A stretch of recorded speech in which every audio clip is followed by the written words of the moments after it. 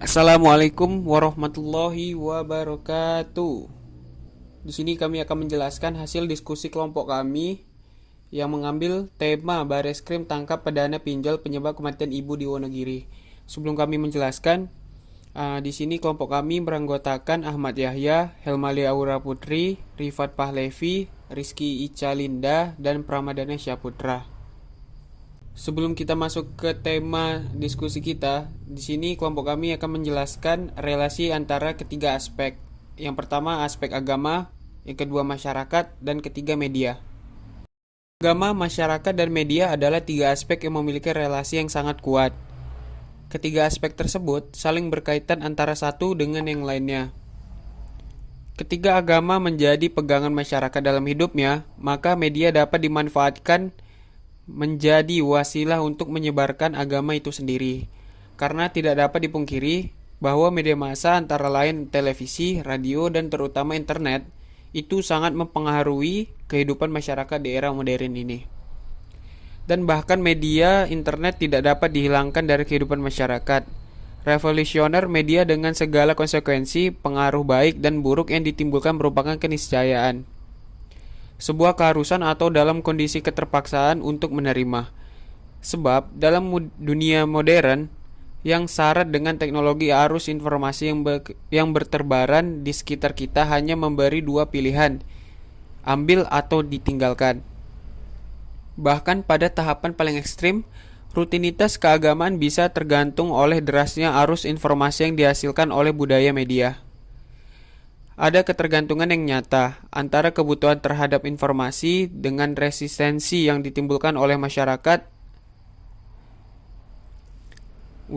Ada ketergantungan yang nyata antara kebutuhan terhadap informasi dengan resistensi yang ditimbul oleh akibat kecemasan terhadap media.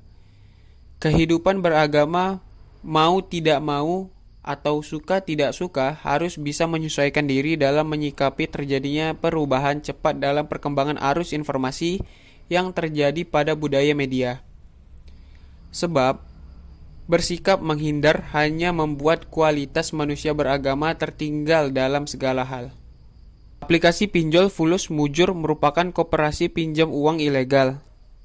Koperasi ini yang mengirim uang ke Ibu Wonogiri yang akhirnya gantung diri. Pinjol ilegal Fulus Mujur merupakan satu dari 23 aplikasi yang meneror korban. Polisi kini telah menahan tersangka.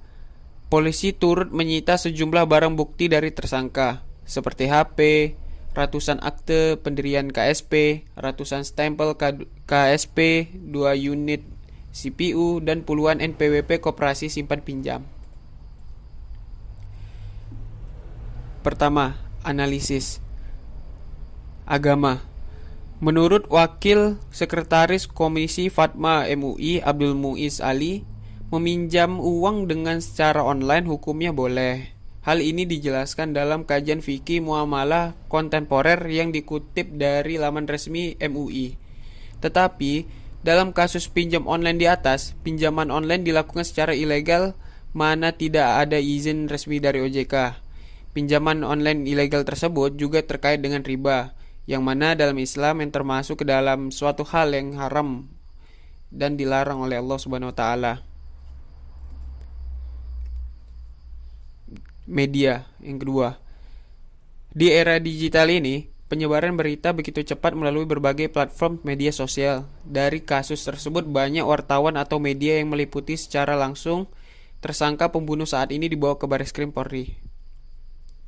Selain itu, kasus tersebut juga menjadi pembicaraan hangat di base Twitter.